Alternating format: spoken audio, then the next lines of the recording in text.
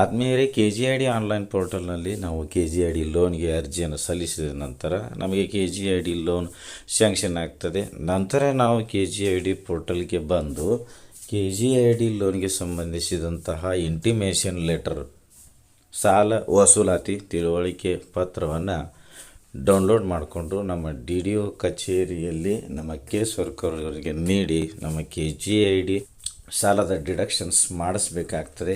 Intimation letter download ಮಾಡ್ಕೋಬೇಕಾದ್ರೆ ನಮ್ಮ mobile ಅಥವಾ laptop ಅಥವಾ ಕಂಪ್ಯೂಟರ್ನಲ್ಲಿ ಬ್ರೌಸರ್ ಒಂದಕ್ಕೆ ಬರಬೇಕು. ಸರ್ಚ್ನಲ್ಲಿ KGID ಅಂತ ಟೈಪ್ ಮಾಡಿಕೊಂಡು ಸರ್ಚ್ ಕೊಡಬೇಕು. Search results KGID.online.karnataka.gov.in web link click ಮಾಡಬೇಕು. ನಂತರ ಇಲ್ಲಿ KGID ಲಾಗಿನ್ ಸ್ಕ್ರೀನ್ ಬರ್ತದೆ.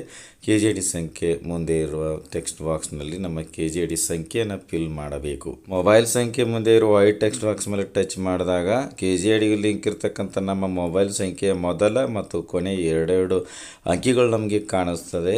ಕೆಳಗಡೆ ಅಥೆಂಟಿಕೇಟ್ ಬ್ರೌನ್ ಕಲರ್ ಬಟನ್ ಇದೆ. ಕ್ಲಿಕ್ ಮಾಡಿದಾಗ ಗ್ರೀನ್ ಕಲರ್ನಲ್ಲಿ ಬ್ಲಿಂಕ್ ಆಗ್ತದೆ. OTP ಕ್ಯಾಪ್ಚಾ ಡಿಸ್ಪ್ಲೇ ಆಗ್ತದೆ.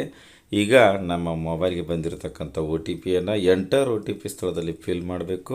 ಕ್ಯಾಪ್ಚಾವನ್ನು ಎಂಟರ್ ಕ್ಯಾಪ್ಚಾ ಸ್ಥಳದಲ್ಲಿ ಫಿಲ್ ಮಾಡಿ ಲಾಗಿನ್ ಗ್ರೀನ್ ಕಲರ್ ಬಟನ್ ಮೇಲೆ ಕ್ಲಿಕ್ ಮಾಡಬೇಕು. ಒಟ್ನಲ್ಲಿ ಕ್ಯಾಪ್ಚಾ 6 ಡಿಜಿಟ್ಸ್ ಇರ್ತದೆ. ಮೊಬೈಲ್ನಲ್ಲಾದರೆ 2 ಡಿಜಿಟ್ ಮಾತ್ರ ಕಾಣ್ತಾ ಇರ್ತದೆ. ನಮಗೆ ಎಷ್ಟು ಡಿಜಿಟ್ಸ್ ಕಾಣಿಸುತ್ತೋ ಅಷ್ಟನ್ನು ನಾವು ಫಿಲ್ ಮಾಡಿ ಲಾಗಿನ್ ಮೇಲೆ ಕ್ಲಿಕ್ ಮಾಡಬೇಕು. ನಂತರ ಇಲ್ಲಿ ಮೇಲ್ಗಡೆ ಬಳಕೆದಾರರ ಕೈಪಿಡಿ ಮತ್ತು ವಿಡಿಯೋ ತುಣುಕುಗಳು ಬಟನ್ ಇದೆ. ಕ್ಲಿಕ್ ಮಾಡಿದಾಗ ನೇರವಾಗಿ ನಾವು ಹೋಮ್ ಪೇಜ್ಗೆ ಬರ್ತೇವೆ. ಲಾಗಿನ್ ಆಗಿದ್ದೇವೆ. ಹೋಮ್ ಪೇಜ್ ಇದು. ಎಡಗಡೆ ಮೆನುಗಳಿವೆ. ಇಲ್ಲಿ ನೋಡ್ಬೋದು ಲೋನ್ ಬಟನ್ ಕ್ಲಿಕ್ ಮಾಡಿದಾಗ ಸಬ್ ಮೆನುಗಳು ಕಾಣಿಸ್ತದೆ. Apply loan, view loan application, loan status ಅಂತ view loan application button click ಮಾಡಬೇಕು. ಲೋನ್ ಅಪ್ಲಿಕೇಶನ್ ಸ್ಟೇಟಸನ್ನು ನಾವಿಲ್ಲಿ ನೋಡಬಹುದು. ಟೇಬಲ್ನಲ್ಲಿ ಸೀರಿಯಲ್ ನಂಬರ್ ಇದೆ, loan reference number, name of employee, designation, department, status, action, letter ಅಂತ ಇದೆ. ಇಂಟಿಮೇಷನ್ ಲೆಟರ್ ಅಂತ ಬ್ಲೂ ಕಲರ್ನಲ್ಲಿದೆ.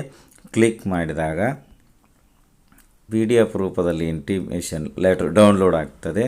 ಇದು KGIDಯ ಒಂದು ಸಾಲ ವಸೂಲಿ ಮಾಡುವಂತಹ ತಿಳುವಳಿಕೆ ಪತ್ರ, ಇಂಟಿಮೇಷನ್ ಲೆಟರ್. ಈ ಲೆಟರ್ ನಾವು ಡೌನ್ಲೋಡ್ ಮಾಡಿಕೊಂಡು ಪ್ರಿಂಟೌಟ್ ತೆಗೆದುಕೊಂಡು ನಮ್ಮ DDO ಕಚೇರಿಯಲ್ಲಿ ನಮ್ಮ ಕೇಸ್ ವರ್ಕರ್ ಅವರಿಗೆ ನೀಡಬೇಕು. ನಂತರ ಅವರು HRMSನಲ್ಲಿ ನಮ್ಮ KGID ಲೋನ್ಗೆ ಸಂಬಂಧಿಸಿದಂತೆ ಕಂತು ಮತ್ತು ಬಡ್ಡಿ ಏನಿದೆ ಅವೆಲ್ಲವನ್ನು ಡಿಡಕ್ಟ್ ಮಾಡಲಿಕ್ಕೆ ಕ್ರಮವನ್ನು ಕೈಗೊಳ್ಳುತ್ತಾರೆ ಎನ್ನುವಂಥದ್ದು. ಧನ್ಯವಾದಗಳು.